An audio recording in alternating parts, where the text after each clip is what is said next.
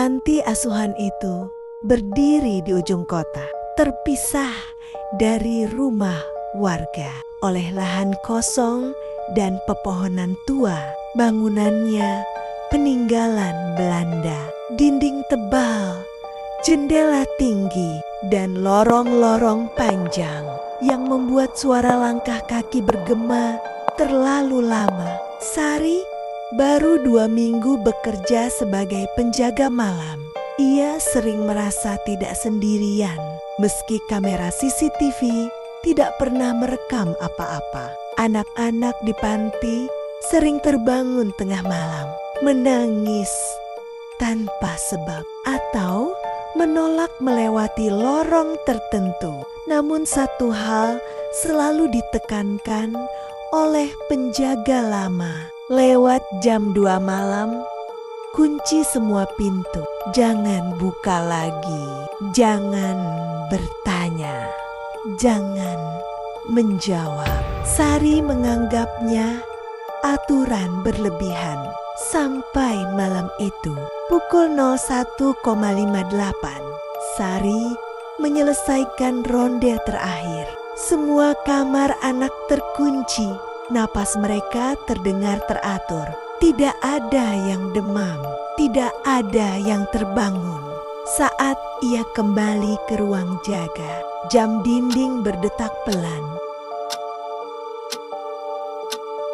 Tepat pukul 2, jam itu berhenti. Lampu tidak mati, listrik tidak padam.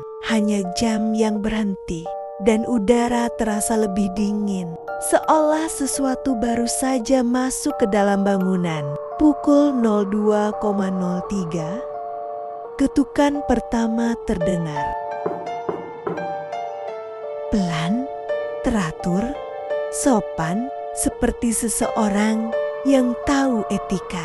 Sari berdiri perlahan, dadanya berdebar. Bu, suara itu lirih, suara anak kecil. Saya kedinginan. Sari menoleh ke lorong kamar anak-anak. Semua pintu masih tertutup. Tidak ada langkah kaki, tidak ada suara napas. Ketukan terdengar lagi, sedikit lebih dekat. Bu Sari. Sari tersentak. Tak satu pun anak tahu namanya lengkap. Suara itu kini terdengar tepat di balik pintu depan, seolah bibirnya menempel di kayu. Bukakan pintunya, aku sudah lama di luar. Nada suaranya berubah, tidak lagi seperti anak kecil, lebih berat, lebih dalam. Seolah banyak suara berbicara bersamaan. Sari mundur selangkah. Di kaca pintu depan, ia melihat pantulan dirinya. Namun bayangan itu tidak bergerak bersamaan. Bayangan itu mengangkat kepalanya lebih dulu dan tersenyum. Mulutnya terbuka terlalu lebar. Dari balik pintu terdengar suara garukan kuku. Seperti seseorang menguji ketebalan pintu. Lampu lorong berkedip. Sari mendengar langkah kecil di belakangnya. Padahal ia tahu lorong itu kosong. Langkah itu tidak mendekat, tidak menjauh, hanya berjalan di tempat. Kalau pintunya dikunci, aku tidak bisa pulang. Suara itu kini terdengar di mana-mana, di pintu, di lorong, di dalam kepalanya. Tangisan terdengar, tangisan anak kecil yang putus asa. Bu, sakit bu, dingin. Sari menggigit bibirnya sampai berdarah. Tangannya gemetar dikunci. Dalam hatinya, ia hampir membuka pintu. Namun terngiang suara penjaga lama yang di luar bukan ingin masuk. Dia ingin diizinkan.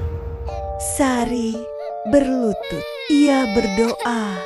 Seingatnya terbata, tidak runtut, Tangis di luar berubah menjadi tawa pelan. Ketukan berhenti, garukan berhenti.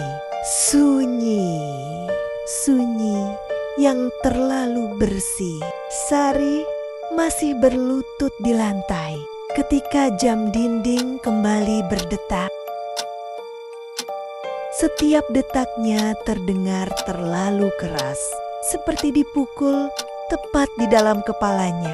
Udara memang kembali hangat. Lampu berhenti berkedip. Namun ada satu hal yang membuat Sari tidak berani berdiri. Ia masih bisa merasakan tatapan, bukan dari pintu depan, bukan dari lorong, melainkan dari langit-langit. Perlahan, Sari mengangkat kepalanya. Plafon putih itu tampak biasa, sampai ia menyadari satu bagian menggembung seperti kain basah yang ditarik dari atas. Dan tepat di tengah gembungan itu terdengar suara napas pelan, berat, bukan napas manusia. Belum selesai, suara itu turun seperti embun dingin menyentuh tengkuknya.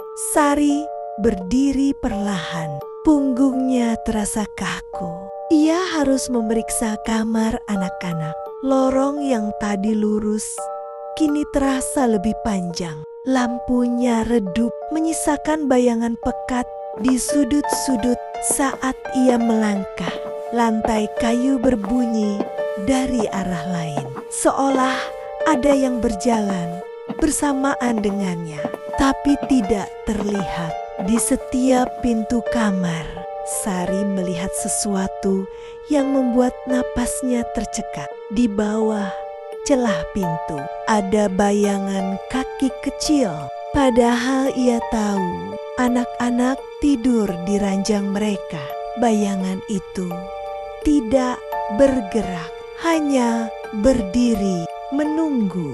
Di ujung lorong ada satu pintu yang membuat Sari berhenti. Pintu itu tidak ada sebelumnya. Kayunya lebih gelap, pegangannya dingin, seperti logam basah. Dari dalam terdengar suara tarikan napas pendek-pendek, seperti seseorang mencoba menahan tangis. Bu, Sari mundur selangkah. Ia tidak menyentuh pintu itu, namun gagangnya bergerak sendiri. Pintu terbuka sedikit. Di dalamnya gelap, terlalu gelap, seolah cahaya tidak diizinkan masuk. Dari kegelapan itu muncul satu tangan kecil. Kulitnya pucat kebiruan, jari-jarinya terlalu panjang. Lalu satu wajah muncul perlahan. Wajah anak laki-laki. Matanya cekung, mulutnya tersenyum, namun rahangnya terbelah terlalu lebar. Aku cuma mau masuk kamar. Di belakangnya, Sari melihat banyak mata terbuka dalam gelap. Bukan satu, bukan dua, puluhan. Sari jatuh terduduk. Ia berdoa sekuat yang ia bisa. Tangisnya pecah, suaranya bergetar. Namun kali ini doanya dipantulkan. Suara Sari kembali padanya, lebih lambat, lebih berat, lebih dalam, seolah sesuatu menirukan doanya. Makhluk di pintu tertawa pelan. Kalau kamu buka, kami semua bisa tidur. Jam dinding berbunyi keras.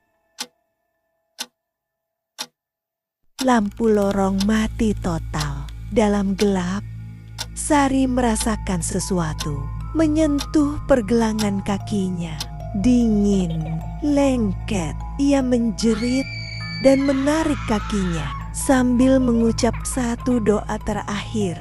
Pendek, tidak sempurna, tapi tulus. Tiba-tiba azan subuh terdengar dari kejauhan. Pelan, jauh, nyata. nyata. Nyata, sentuhan di kakinya menghilang. Pintu yang tidak seharusnya ada itu menutup sendiri, menghantam keras. Lorong kembali seperti semula. Saat matahari terbit, panti asuhan tampak normal. Anak-anak bangun seperti biasa. Tidak ada yang sakit, tidak ada yang menangis. Namun di lorong ada bekas kuku kecil di lantai kayu. Berhenti tepat di batas cahaya pagi. Penjaga lama datang dan langsung beristighfar. "Kamu hampir jadi yang berikutnya," katanya pelan. Akhirnya Sari tahu bangunan itu berdiri di atas lahan bekas kuburan lama. Kuburan anak-anak yang tidak pernah diurus. Malam hari mereka mencari tempat, bukan rumah, bukan kamar, melainkan izin. Dan pintu adalah batasnya. Sari berhenti bekerja di sana.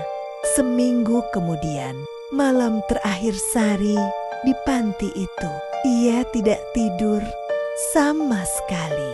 Tasnya sudah rapi, barang-barangnya dikemas. Ia hanya menunggu pagi. Namun tepat jam 1:59, sesuatu yang tidak ia duga terjadi. Jam dinding tidak berhenti. Jarumnya tetap bergerak. Detiknya berdetak normal. Namun dari balik dinding terdengar bunyi gesekan pelan.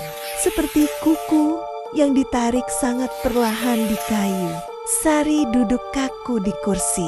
Ia tidak berani berdiri karena suara itu datang dari dalam tembok, bukan dari luar. Pukul 02:07, suara itu berhenti, digantikan oleh bisikan halus, sangat dekat dengan telinganya. "Kamu hampir membuka." Suara itu bukan suara anak, namun suara perempuan. Suaranya datar, tenang, seperti seseorang yang belajar dari kesalahan. "Kami akan menunggu yang lain." Lampu ruang jaga meredup sesaat. Di kaca lemari, Sari melihat pantulan lorong dan sesuatu berdiri di belakangnya. Terlalu tinggi, terlalu kurus. Namun saat ia menoleh cepat, lorong itu kosong. Azan subuh terdengar lebih cepat dari biasanya. Sari menangis lega.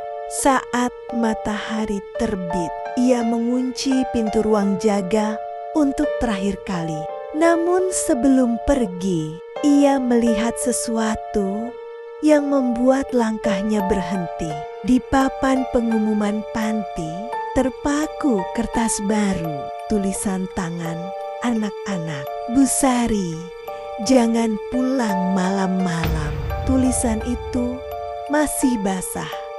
2 bulan setelah Sari pergi, panti itu menutup sementara. Alasannya tidak pernah diumumkan resmi. Namun kabarnya penjaga baru hanya bertahan 3 malam. Malam keempat, ia ditemukan duduk di depan pintu terkunci. Tidak terluka, tidak pingsan. Hanya berulang kali berkata, "Aku hampir membukanya." Sari selamat. Ia kembali tinggal bersama keluarganya. Bekerja siang hari, tidak pernah keluar malam. Namun ada satu kebiasaan yang tidak bisa ia hentikan. Setiap sebelum tidur, ia selalu memastikan pintu rumah terkunci 2 kali. Dan jika ada ketukan setelah tengah malam, ia akan menahan napas, mematikan lampu, dan diam. Karena ia tahu beberapa hal tidak pernah benar-benar pergi. Kini Orang-orang sekitar menyebut tempat itu dengan nama baru, Panti Pintu Tertutup. Katanya, jika kamu lewat malam-malam dan mendengar suara anak memanggil dari balik pintu terkunci, itu bukan minta tolong, itu latihan, karena yang gagal sekali akan mencoba lagi. Tidak semua pintu diciptakan untuk dibuka. Tidak semua tangisan harus ditanggapi. Ada saatnya iman, batas, dan ketaatan adalah satu-satunya hal yang membuat kita tetap hidup sari selama. Bukan karena kuat, melainkan karena ia tidak merasa paling benar. Dan itu adalah perbedaan antara pulang atau tinggal selamanya.